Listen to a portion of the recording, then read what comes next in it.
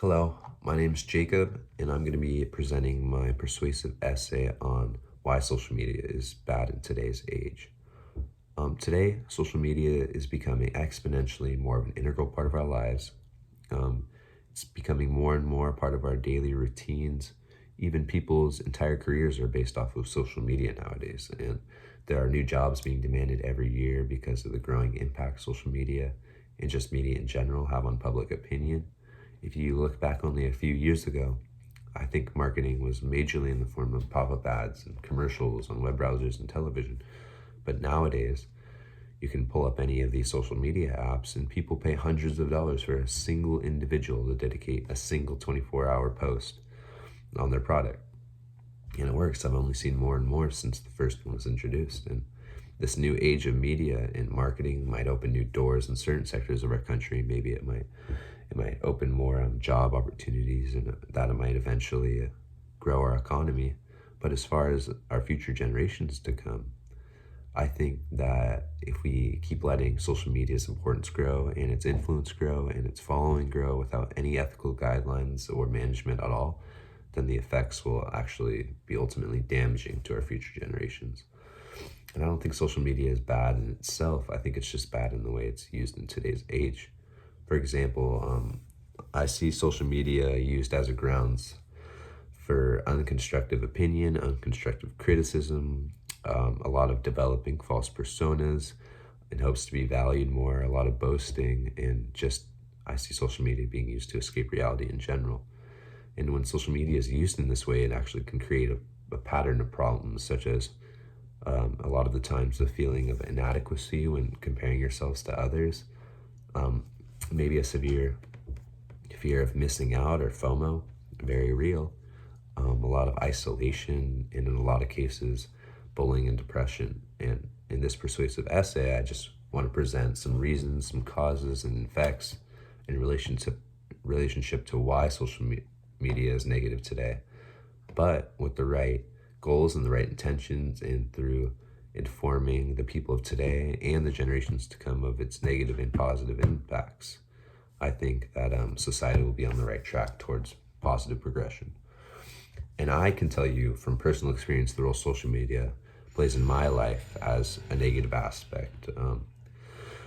I find myself thinking, that's how it always starts. I don't want to think.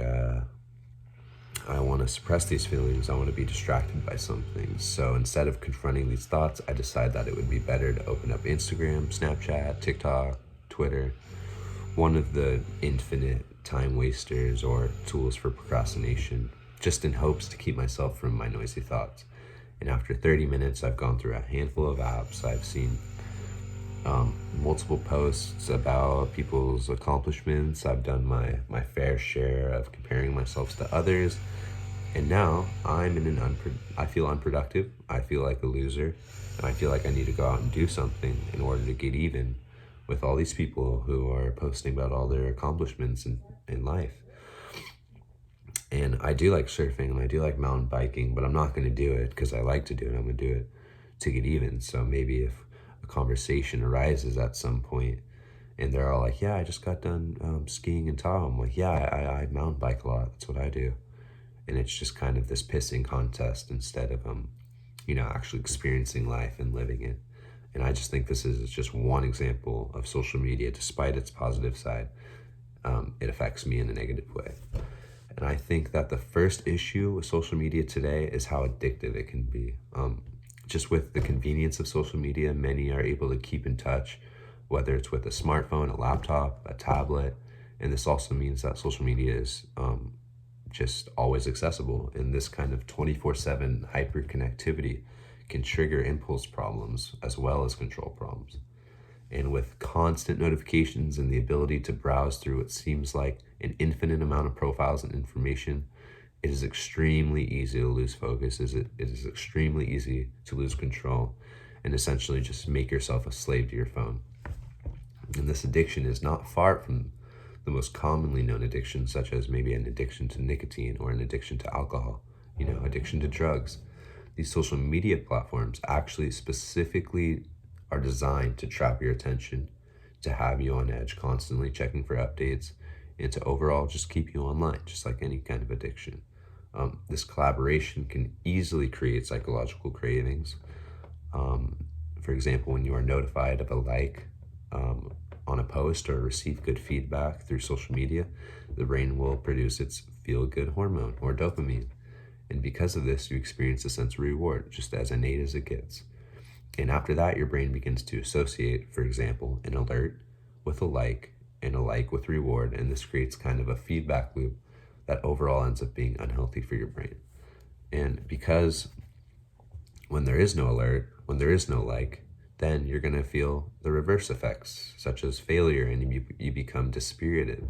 And social media's ability to condition your brain to react to a certain stimulus might feel good when it is stimulated, but for the most, it doesn't happen more often than it does. So you're kind of stuck in a place of pity and inadequacy, and this is only just one factor that comes with the abuse of social media, and its effects are already drastic. I mean, it has a hold on your brain, on your psyche, which I don't think anybody wants. And some other causes of social media's negative side are, once you are drawn into this addictive aspect of social media, not only is it really hard to get out, but the potential for negative effects just radically increase more and more. Once you're sucked in, then the ability to be affected negatively by social media just increases. So while observing a continuous feed of others' life, you inevitably really develop a fear of missing out, or FOMO. And this causes people to value themselves less than others because they weren't part of something that others were. So instead of developing our self-worth, we hide behind a false profile that highlights only our greatest moments and achievements, like they are part of our everyday routine, just in order to keep up with those who are doing the same. So it's like none of it's real, but all of it's real. Using social media in this way is like using social media as like a security blanket, a place where we have control and we can make any adjustment needed to hide from the bad and dream of only the good. Whenever we are in a social situation, for example, and feel awkward, we use our phones and all of its capabilities to hide from things like anxiety, things like loneliness, or any just risk of an uncomfortable situation at all. And when actually doing this, we are only making it worse by avoiding the face-to-face interaction, which is the only way you'll actually needed to learn how to deal with these real world problems. This brings me to my last point, which is how using social media is a way to mask underlying problems. Distracting yourself will only make it worse. When you finally finish on your phone and put it down, the same exact problems that actually caused you to pick it up in the first place will be right there, right in front of you where you left them. And I know it can be really difficult at first, allowing yourself to feel these emotions arise and allowing yourself to be open, but once you've done this, you're open to real, true healing. And I think, obviously, that's the only way we'll truly heal.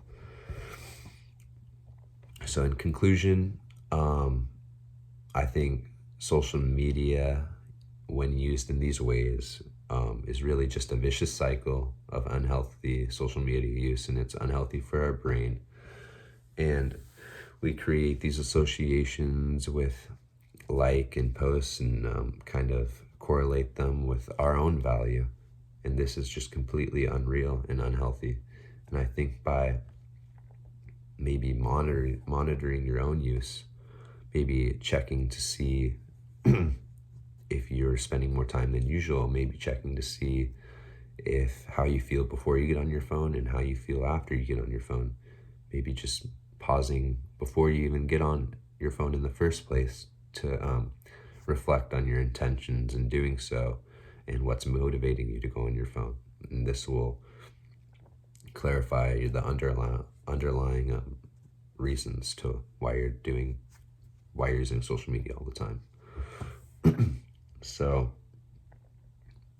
I think despite all the negativity that social media does produce, I think ultimately it can really be used as a positive resource.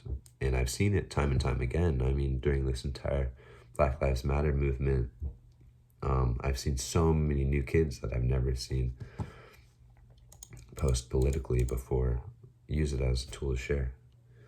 Overall, I just think social media is bad, but it could be good. So thank you guys so much for listening to my speech. Take care.